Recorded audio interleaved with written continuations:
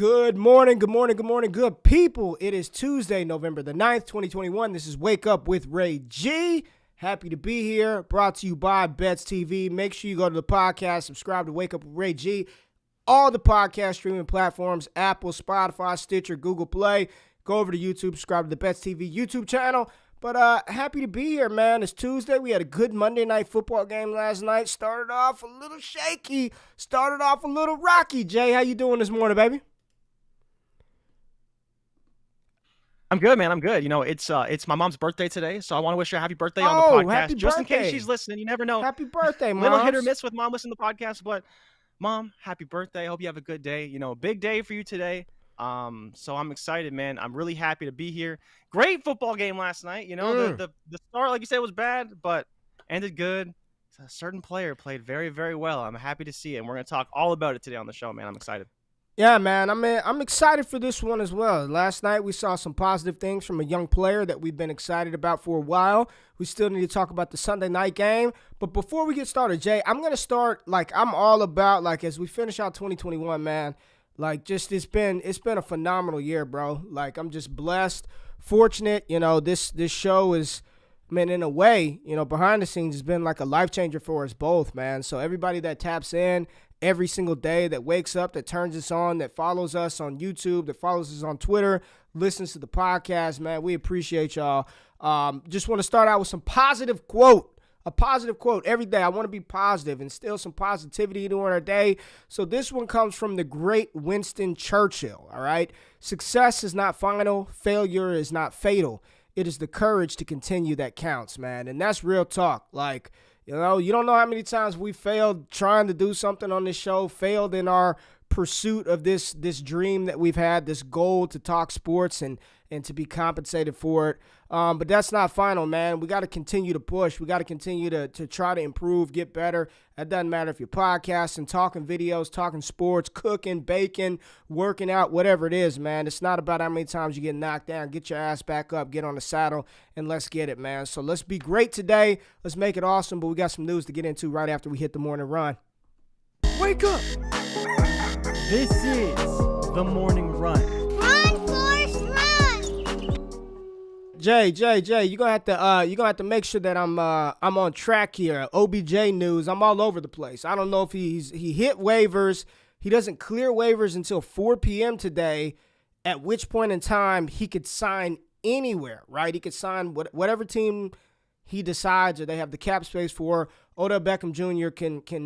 could be on a new team today, correct? Yes, absolutely. So Odell Beckham Jr., as we know, was placed on waivers yesterday. The way it works for waivers is he has an entire day he has to go through waivers, which will be, Monday, yesterday, all the way through to the new league day, which is today at 4 o'clock. So he has the whole day to be claimed up till 4 o'clock. We know how the NFL works. You know how the news cycle works in the media. Yeah. It could get leaked. It could be leaked by 1 p.m. that he's going to be signing with whatever team. But until that 4 o'clock time comes, he's not cleared to sign with any team. He has to wait till 4 o'clock, at which point he's free to sign, but I believe he has to sign a minimum contract. So cap space shouldn't be an issue for any team. Oh, word. Once he clears waivers at 4 o'clock. Yeah, once he clears waivers at 4 o'clock, he can't sign this big extension or negotiate money. It has to be a minimum extension.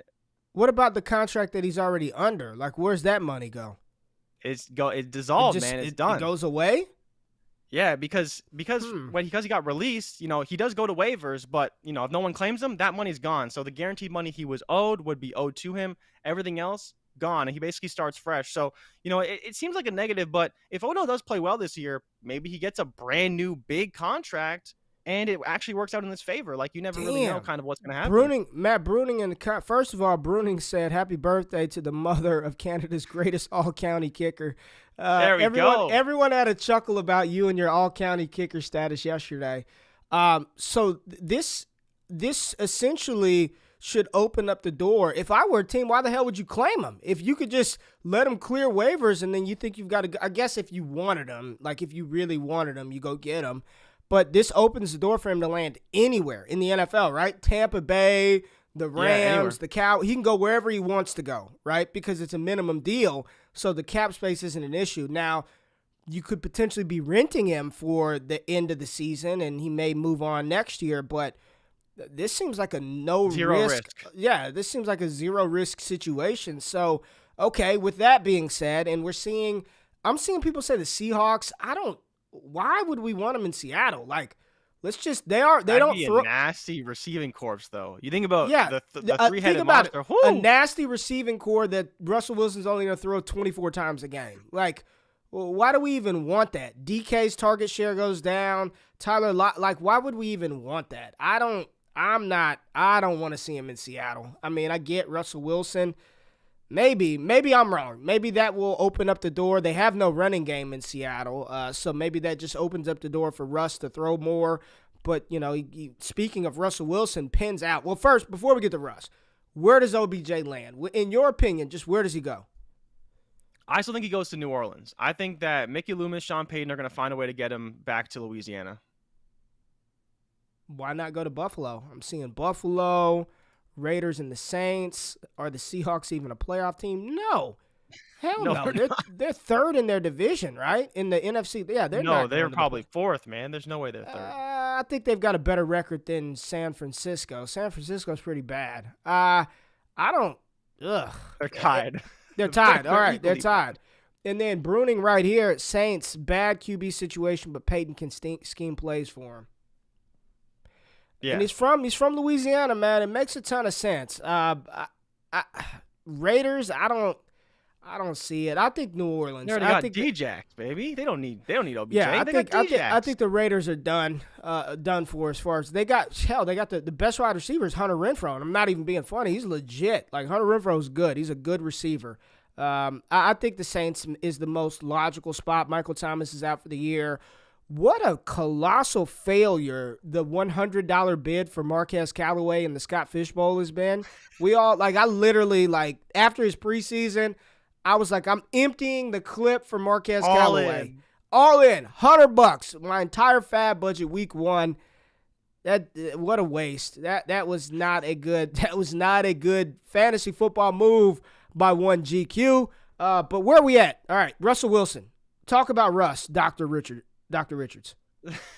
So Russ has been cleared to practice. That's really the only news that there is. People expect him to be back a little bit later, but his recovery is going well.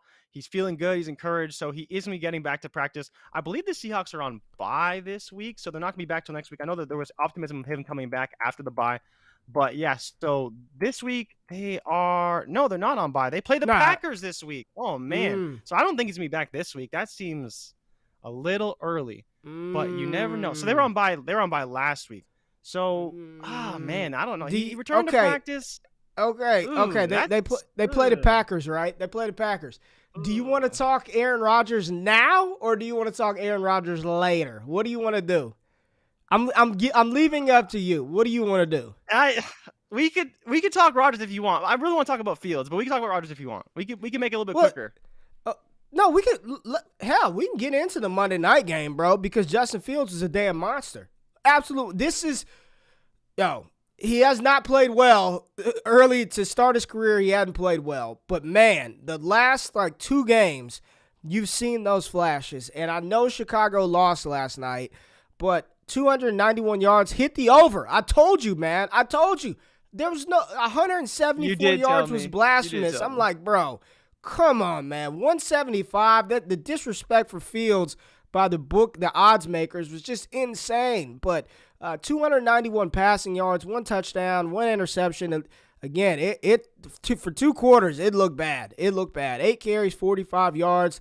Got his ass blasted by Minkah Fitzpatrick at one point in time on the sidelines.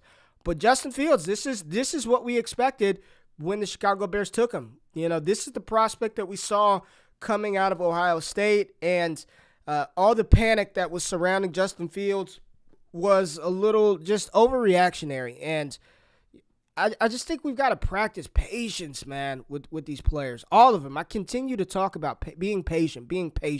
He looked fantastic. He looked like the franchise quarterback. He looked like the quarterback that a lot of people had as their QB1 coming into the 2021 NFL draft. And Lindsey, unfortunately, the first 2 quarters is all I watched before. Listen, I understand.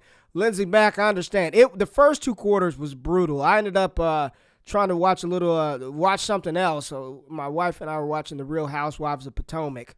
We watched that for a little bit. And then I click back on, and Justin Fields is doing work, baby. Justin, why are you laughing, Jay Rich? You don't watch The Real Housewives of Potomac? I do not. I did not know there was a Real Housewives of. Was it Potomac? Listen, where is Potomac? Maine. I think Potomac is in. No, where is it? I don't know. Rhode Island? Bro, I have no idea. I've never Where's heard Potomac? of Potomac in my life before. I think it's it sounds like a Michigan city, right? Is it Michigan? How do you even spell it? Oh, it's in Maryland. It's in Maryland. Oh shit, Maryland. Oh, well, I had the M, right? Maine, Michigan, Maryland, Potomac, Maryland. Should we have not? Anyways, if this is the one, I don't know. It's Potomac. Potomac. It's Potomac, how you spell it, right? Yeah, Potomac. Perfect. Yeah. Maryland. Neither here nor there. Justin Fields was fantastic, right? What were your overall thoughts of Fields, how he looked? Because I think he's that dude, man. I think he's gonna be that dude. Yeah. So biggest thing for me with Justin Fields, and I've actually said this before, so don't take this the wrong way. I hate watching him play. You've said some pretty blasphemous stuff about Justin Fields. I've said I have disparaged Justin Fields. You have to a very high degree, but not because I don't like his talent. The reason why I hate watching Justin Fields is because everything he does is so passive, and we've seen quarterbacks get said about them before. They don't have urgency. They don't play with urgency. He did play with urgency a little bit in this game, but there was one throw that I saw it and I was like, Justin Fields, you piece of S. Because he just makes these plays look so easy. It's the touchdown throw to Darnell Mooney. He's in the pocket. He's standing there. The pressure comes from the right. He rolls out left. And next thing you know, he's just like, hey, Darnell, go get it. Woo! Yeah. And he basically just ran to the sidelines. He knew it was a touchdown. The arrogance, the confidence. I love it. Yeah. But I was just like, damn, why don't you do that every play? Like, I love to see it and I hate to see it because when it goes well, it's like, damn, Justin. But when it doesn't go well, you're like, well, I agree with Matt Bruning. I think you're the one secretly leaking this news to NFL Network because I don't know what Justin Fields did to you. I love Justin Fields, man. I love Justin Fields. I've said nothing but great things about him. I've been on record saying he's my QB2. I love Justin Fields. It's just sometimes watching him play, I'm like, can you give me a little bit more urgency? Like, the rush is coming and you just stand. I don't know. It's nothing to say that he's a bad quarterback. He's great. He showed it last night. It's his breakout game. Monday Night Football, big stage, 21 points in the fourth quarter. Versus a good defense. Yeah. Versus a good defense, man. He played very well. Very well. But yeah, it's like just like Brandon's saying, it's the swag, it's the arrogance. I love it. I love it, man. But I hate it when it doesn't work. And so it's just like consistency, biggest thing with Justin Fields. But he's a rookie, and I can't hate on it. I think it took him a minute to get moving. Pittsburgh, Absolutely. You got T.J. Watt, Cam Hayward. I mean, they've got Minka Fitzpatrick. They've got a good defense, right? They're going to get after you. He took a couple of bad sacks early. Didn't trust some of his reads, but it seemed like as the quarter went on, as each quarter, especially early on, went on, you saw the confidence starting to grow. Yeah. And then it was just like, all right, let's do it. Let's go get it. And for all the shit that Matt Nagy takes, I thought he did a better job of getting Justin Fields comfortable. I know a lot of people are always talking about, well, why don't you just roll him out, bootleg him? Here's my counter to that. You're limiting, when you do that with the quarterback, you're limiting this, like how much space they have to operate, right? When you drop back and you sit in the pocket, you've got the entire field that you can go to the left, you can go to the right side of the field, you can go down the middle. When you roll them out, I mean, you've probably got one or two wide receivers that you can hit or you run the ball. So, I mean, I can see that sometimes, but you can't just roll them out every damn play. That's what gets Jalen Hurts into so much trouble, is rolling out right. You've only got one receiver to throw to or to run. It's just going to take them time, man. Everybody develops. I heard something last night on the broadcast that was a really good comment. Like, everybody else's timeline doesn't matter for player development. Only Justin Fields' timeline matters. And maybe he didn't come out the gate swinging right away, but what we're seeing from him now, I think this game should give Chicago Bears fans confidence, bettors confidence to take the over when we see egregious lines, sub 200 passing yards again. And for those of us who have him rostered in fantasy football leagues, this should give us a ton of confidence to see him play well on the big stage versus a very good defense. And this game was in Pittsburgh. I mean, he was on the road, for Christ's sake. He was on the road. Fantastic job. Darnell Mooney still, to me, feels like his most trusted wide receiver. We did see Allen Robinson. I think A-Rob had 4 for like 60-something last night. So one of 46. his 46? Yeah, 46-56. It was Kmet was the big game. Big game Okay, from Kmet. Kmet, the tight end, 6 for 87. Tight end is a young quarterback's best friend. Mooney had a good game, touchdown through the air, touchdown on the ground. On the other side of the ball, we talk about the unders and the overs. Ben Roethlisberger under. He's the one who damn near threw for 175. The pass that he threw, I think it was supposed to go to Deontay Johnson, but it was such a duck, it ended up going to James Washington. This Pittsburgh offense, man, outside of Najee Harris, Pat Freiermuth looks fantastic. I told everybody for 2 years I've been on the Pat Freiermuth train. I said if you miss out on Kyle Pitts, don't worry, Pat Freiermuth is going to be a top 8 dynasty tight end sooner rather than later. He had 2 touchdowns in this game. Freiermuth is going to be a good one. He's going to be really, really, really good. Najee Harris, 22 carries, 62 yards, touchdown, 3 receptions, 16 yards.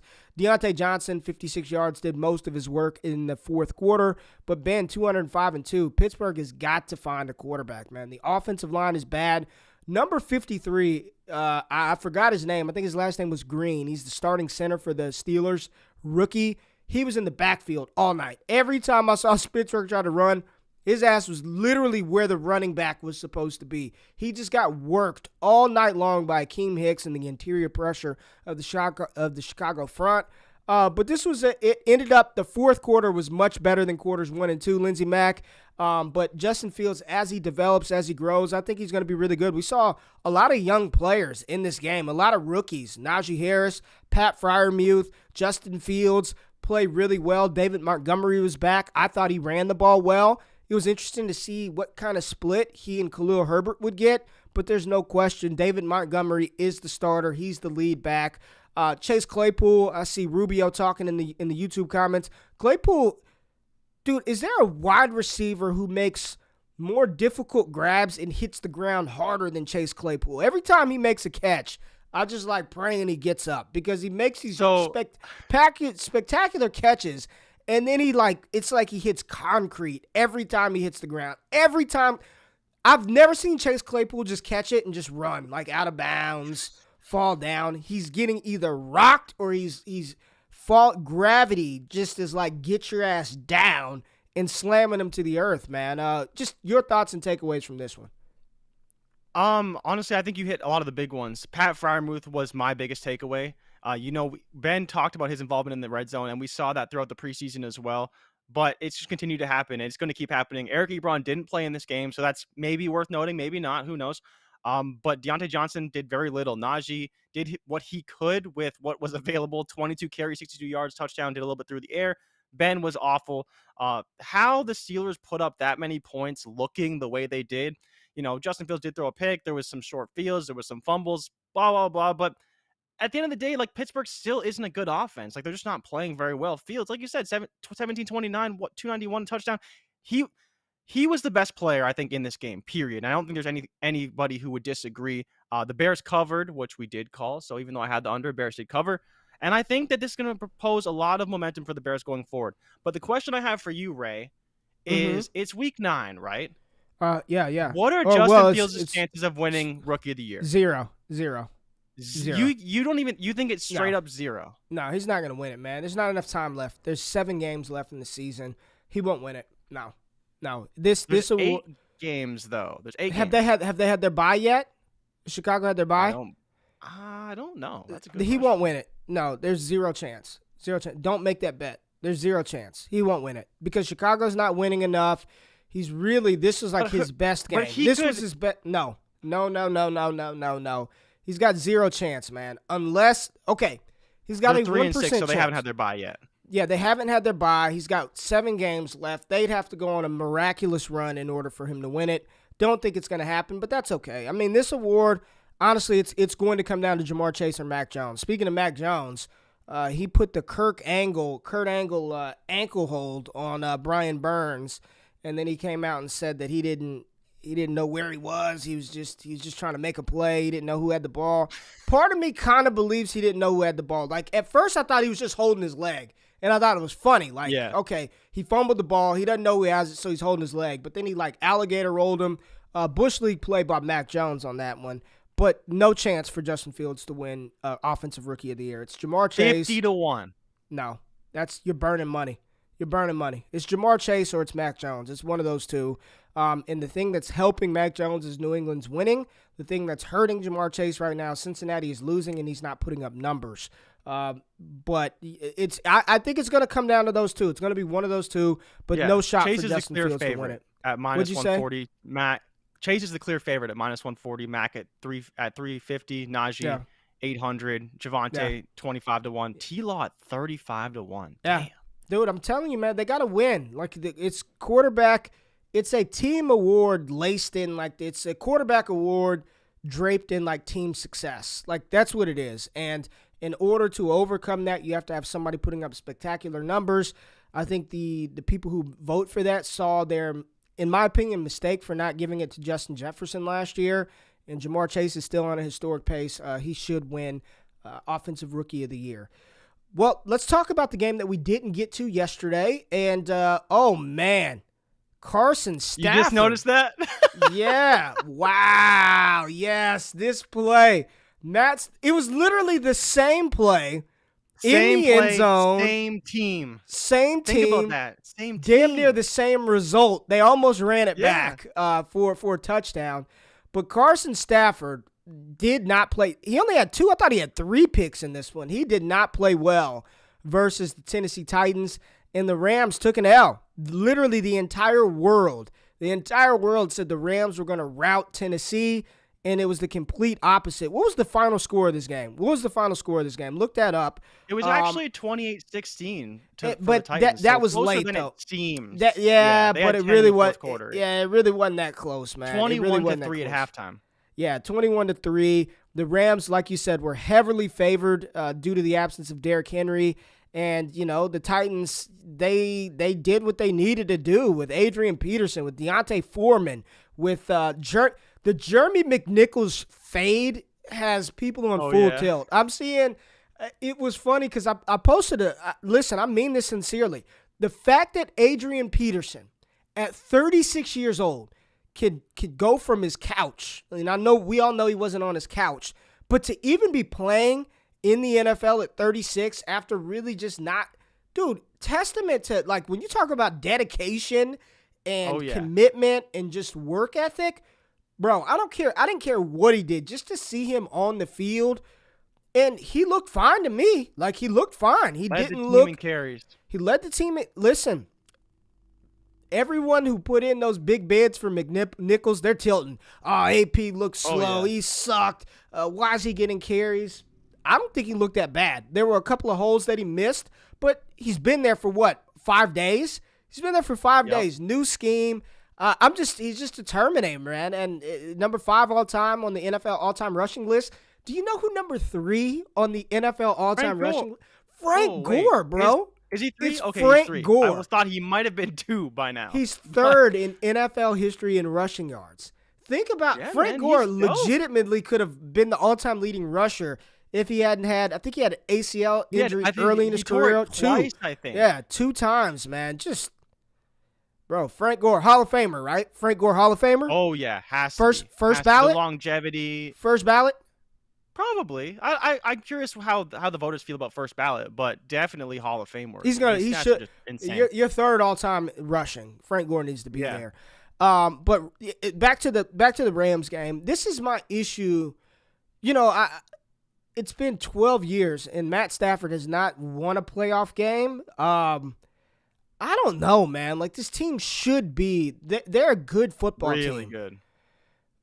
But I feel like they should. I don't know. I don't know what to make of the Rams. They win games convincingly versus really good teams, and then they go out here in a game in which they should have won. They should have beat Tennessee at home. Ryan Tannehill, 19 for 27, 143 yards, 1 touchdown, 1 interception. It was all about the defense, you know. A lot of people were like, Derrick Henry doesn't matter. Well, the offense looked kind of shit without him.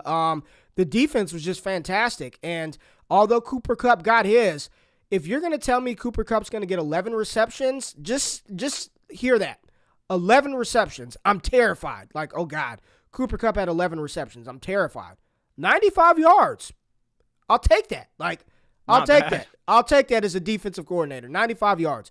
Robert Woods had 98. Darrell Henderson, only 11 carries, 55 yards. The Rams just couldn't get it going, man. Tennessee just looked dominant. Simmons, number 98, the defensive lineman for Tennessee. Harold Landry, they were on Matt Stafford from the opening snap. They were all over him. I don't know how many sacks Matt Stafford took, but it felt like he was on the ground a lot. Not only turning the ball over through the air, he was on the ground a ton. Dude, Tennessee is the number one seed in the AFC right now. They're what, 6-2? 7-2? 7-2. And to your point, Jeffrey Simmons, 3 sacks. Denico Autry, 1.5 sacks. And Landry, I think, also had a half sack. Half a sack, those guys were, they were after him, man. 5 sacks. Almost 3 guys. That whole D-line just killed it. They played the Rams like everyone is playing Kansas City. For those of y'all, the cover 2 shell is changing the NFL. The cover 2 shell, listen, you can do all that underneath stuff all you want, but I'm not going to let you bomb me deep. And it's hurting some of these offenses that want to push the ball down the field. And we talk about the updated MVP odds. This was a bad loss for Matt Stafford. Sunday night, at home, versus a team they probably should beat. That's the thing. And Rubio said it, cover 2. And cover 2 isn't some new damn defense. This is not new. This is not a new defense. Your corners stay up, you're dropping 2 back, and you're forcing people to beat you intermediate, and they just can't seem to do it.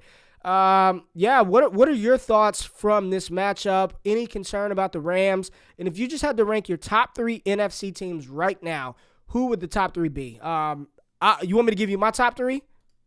My top 3 NFC teams? I think I would have still Dallas at 1. I think I'd put Tampa Bay at 2. And I think I'd be willing to put the Cardinals at 3. Because I know that people are going to say, oh, well, wow, could you put Dallas at 1? I'm really not concerned about this one-off loss to Denver. I'm just not. Because the offense was still fine. You know, the defense is what it is. And I know they're going to have some games where they allow a lot of points. I'm going to let it slide. You know, Tampa Bay, I can't. They're the champs for a reason.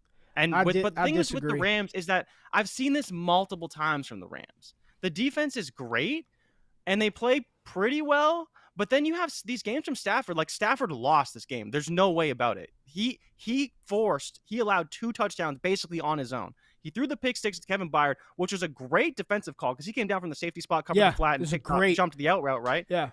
Crazy coverage and play by Byard to get the pick 6. But on top of that, the Pennsylvania special, right, that he threw right to the linebacker was basically a pick 6. They scored on the next play. That's 14 points. That's basically the difference of the whole game. They only lost by 12 points. And does pre-workout forced 14? Does pre-workout expire? I think the gym junkies would tell you no. It never expires. Lord have mercy, this is bad. Go ahead. I'm sorry. Go ahead. Sorry. I'll mute myself. I don't even know what we're talking about. But the back about the NFC teams, I think I'm ready to say that I think the Cardinals are for real. The Cardinals have been spectacular all year long on defense. They had that one hiccup against Green Bay where they didn't play very well. But I think overall, we've seen Green Bay's defense is better than we thought it would be. And more importantly, the Cardinals' offense and defense is better than we thought they'd be. So I think I'd give them a 3 right now. I know they're going to disagree on Dallas, but I honestly think that Dallas is still very, very good. I do, but I think the best team in the NFL, the best team in the NFC, I would say the Tampa Bay Buccaneers. I just trust Tampa Bay more than I trust Arizona right now. That's it. Once I see Arizona do it, and what they did this past weekend versus San Francisco was impressive with Colt McCoy. I've got the Cardinals at 2, and then I've got Dallas at 3. I've got Dallas at 3, and it's close between them and Green Bay. I think Green Bay is a really good football team. I think they're playing great on the defensive side of the ball. They've got a fantastic 2-headed rushing attack with Aaron Jones and A.J. Dillon, and then you've got the best wide receiver in the NFL in Devontae Adams. And just like we talked about yesterday, if Aaron Rodgers played versus Kansas City, they would have rolled Kansas City. They would have rolled Kansas City. If the game unfolded the same way, they tried to blitz. I saw a stat that the defensive coordinator blitzed Jordan Love, I think it was 21 out of 27 dropbacks, or it may have been 24 out of 27. You know what? That's smelling blood. Sharks smelling blood in the water, and they just attacked Jordan Love. But I still think Tampa Bay is the top dog in the NFC, followed by Arizona closely. And I'm not trying to be disrespectful. I just got to see it, man. I've got to see it. I still trust Tom Brady. I trust Mike Evans, Chris Godwin. I don't know what's going on with Antonio Brown, but I know defensively they are getting healthier. I know Sean Murphy Bunting and Carlton Davis should be back soon. That Leonard Fournette's playing well out of the backfield, and that defense, once they start to get that defense healthy, I think Tampa Bay is going to be right there in the mix, followed by Dallas at 3. But the Green Bay Packers are an interesting case, and we didn't talk about this yesterday. This Aaron Rodgers thing that everyone's making kind of jokes about is a little more fishy than I think we really are giving it credit for, right? So everyone by this point, you've seen the interview with Pat McAfee and AJ Hawk and Aaron Rodgers talking about he's in the crosshairs of the woke mob. And we know that he went to the Medical Institute of Joe Rogan. We know that he was immunized. And the drug that he took works against parasites, but it doesn't. It's literally proven not to work against the virus. This is my thing, man. This is my thing, Jay. I don't care. Okay, let me frame this better. I think we all have a responsibility. Why are you laughing? Don't just let me do it. Let me no. Say whatever you're gonna say. I think we all have a responsibility to do our part to keep other people safe, right? Whether that is you choose to get vaccinated or if you don't, wear a damn mask so you're not coughing all over stuff and you're getting me sick, right? I don't want to be sick.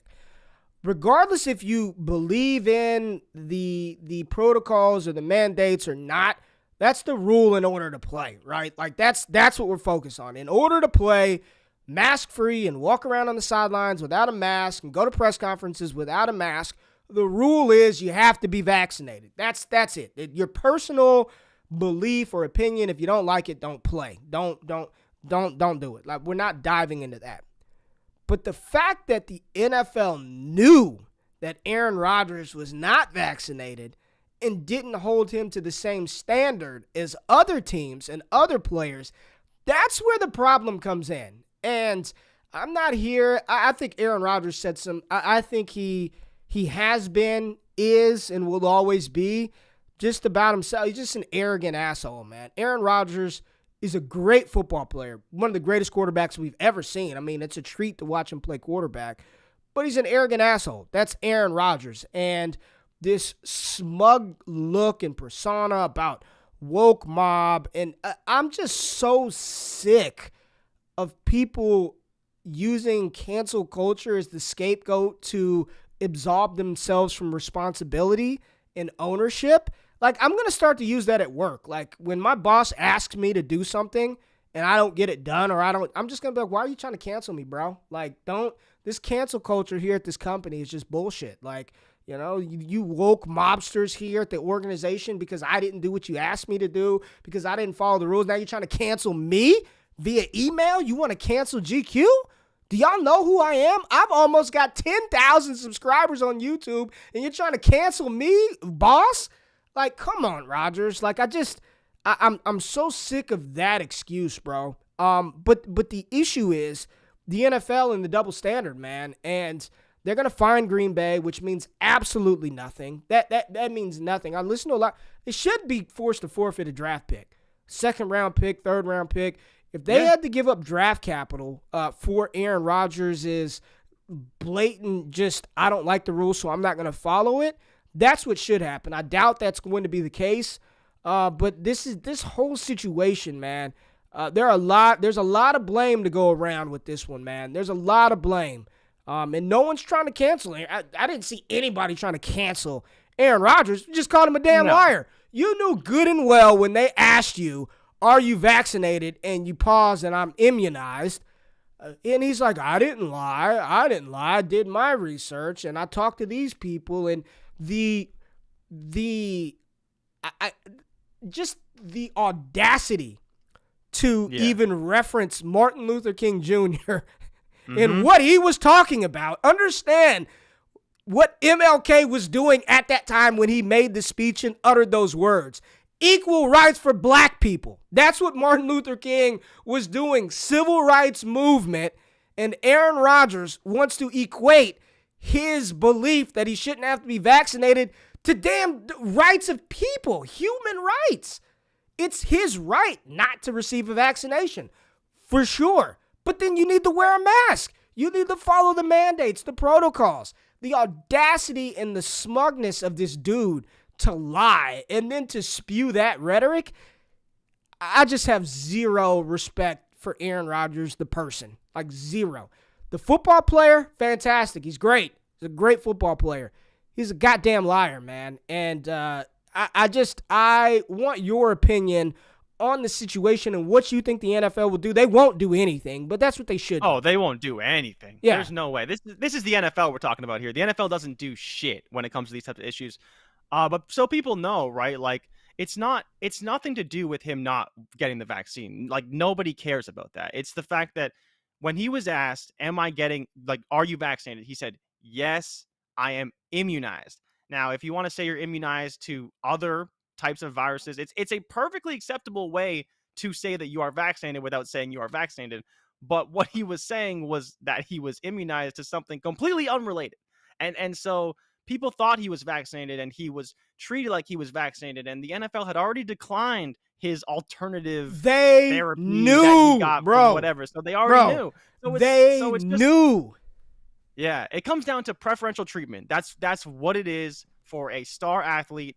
Again, it's a private entity. They have the ability to do whatever they want. And the NFL doesn't care what we say about them. They ultimately don't. Their bottom line won't be hurt by finding Aaron Rodgers or letting him do whatever he's going to do. But it's just not fair. And it's just not right the way they are treating Aaron Rodgers. But this is how we see the world sometimes, is big white male figure getting that preferential treatment. We would never see this happen to a Lamar Jackson, right? That would just never happen. He would have to follow the rules, right? You know what I'm saying? He'd have to follow the rules. He'd have to wear the mask. He'd be criticized endlessly. But with Aaron Rodgers, it's just, well, he's Aaron Rodgers. We're going to let him do what he's going to do. He's out in Green Bay. He's reigning MVP. That's the problem. But so people are aware he's eligible to return on Saturday as long as he clears all protocols. I think he has to have some negative tests. He has to have no symptoms. He has to probably disassociate himself with Joe Rogan. And I think he'll be back on the field probably on Sunday. He will be on the field on Sunday. Aaron Rodgers will be playing. All will be forgiven. But it's just, to me, it's just bullshit. You know what I mean? The fact that he could do what he wants to do because he doesn't agree. Neither here nor there. Honestly, you don't want to get it. That's your prerogative. Yeah, like, that's fine. Your body, your choice, right? I'm not one of those people who's gonna just rip you to shreds over that decision. I took my time, right? I took my time. I am fully vaccinated. My entire family, well, not my little kids, but my wife and I. But we took our time, right? But we got it done. It was a choice that we made. If that's a choice that he decides to make, but just follow the rules, bro, to keep other people. I believe Aaron Jones, his running back, his father, passed away due to COVID. I'm almost positive that his starting running back, Aaron Jones, like, he wears his dad's ashes inside his jersey, man. I mean, just that level of respect for your teammate. You know what I mean? The level he died in March. He died in March. Of 2019, I think. COVID complications. It's just one of those things where even if that's not your choice, man, for the people around you that you're handing the ball off to, because you could have it not know, you know what I'm saying? Like, it's just a bullshit situation for me in that situation. I'm seeing people in the comments say he should be suspended at least 2 weeks. I don't know, man. I guess as Stone said, deflating footballs is more of a punishment than potentially putting somebody's life at risk. It is what it is. Aaron Rodgers is going to be on the field. Aaron Rodgers is going to be on the field. He's going to be, and again, he's one of the greatest football players we've ever seen. He's a fantastic quarterback. Just seems like an arrogant human being. And the NFL is definitely, they should be held accountable for knowing and failure to act. It seems a little negligent, in my opinion, by the NFL. And I know other owners apparently are pushing the NFL to take some action. But Jay, just real quick before we get out of here, just your overall thoughts. We are midway through the NFL season officially. We've reached the halfway point. The NFL season, we're already stepping into week 10. Any of the matchups Thursday night, we've got the Ravens versus the Dolphins, so we get to see Lamar Jackson on the field. I'll just continue to go back to the stat. Isn't it? You don't want to see that? Dude, anytime Lamar's on Ravens versus Dolphins, Dude, I will watch it for Lamar, but it's Lamar. This feels like a game. This feels like a game where the Ravens rush for 300 yards and it's like Probably 45-0. Like the last time. Was that the last time the Ravens played the Dolphins? Was when they beat them week 1, like 52-0, and Lamar threw for 5 touchdowns. I don't know if they played last season, but this was 20. This would have been 2019. You're thinking about the Marquise Brown game. You're thinking about the Marquise Brown season. MVP, that was 2 years ago, one. I think. I think that was 2 years ago. Week 1, 2 years ago, when he just boom. It was like 300 that yards. Was the Hollywood. Yeah. Mark Ingram scored. Hollywood. Everyone scored. It was a crazy game. But Thursday night, we'll see. Well, Bateman, though. No, like you said, Bateman. Got Rashad Bateman. North Carolina Pitt. Oh, there we go. Bruning. Campus to Canton. Shout out to Campus to Canton. Matt Bruning. North Carolina. We got Sam Howell versus Kenny Pickett. I think we just got to appreciate it, man. It's going to be over before we know it, man. We'll be in the draft season. I'm looking forward to seeing Lamar Jackson, and I do think his MVP odds are something that we can probably I saw that stat again, Jay. He's on pace for, I think, 46. I think he's on pace for, I think it's 45 or 4,600 passing yards and 1,200 rushing yards.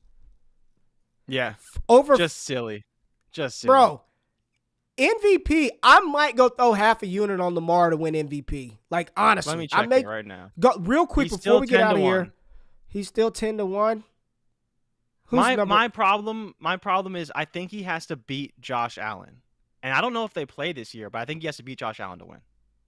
Rubio, I'm with you too. Seahawks-Packers should be a good one. And I'm telling you, Dallas-Atlanta, that's sneaky shootout potential in that one, because I'm telling you right now, Dallas has nobody that can cover Kyle Pitts. Nobody. I don't care if Ridley's playing or not. Ridley's still out. I saw something that he's not even returning to the team at this point is not even on his radar. But Kyle Pitts is going to be a problem. Cordero Patterson is going to be a problem for Dallas. Now, I do think Dallas is going to be able to move the ball on them. We got to see about Zeke, knee contusion. How do you feel about them covering, though? What's the spread? They're like 10.5. No, again. I don't like it. I don't like it. I don't like it. I don't like it. I don't like it. That was a bad time. I was a bad loss by the Cowboys, and I am a very objective Cowboys fan. I love the squad, but that was a bad loss. And that defense, outside of Parsons, that defense is a little shaky. I got one more quick take for you. All right, quick take. Mac Jones versus Cleveland at home, favored by 1 right now. New England? Yeah, favored over Cleveland at home by 1. Basically a pick 'em, but Mac Jones getting some love from the bookmakers at home. Nah, man. No. No faith in that New England defense at home. I'll have to run their splits at home, and they're playing. Yeah, well. We'll run the splits. We'll get into all that. I see one of the comments: Lamar has thrown too many INTs so far to get the pick. We'll see.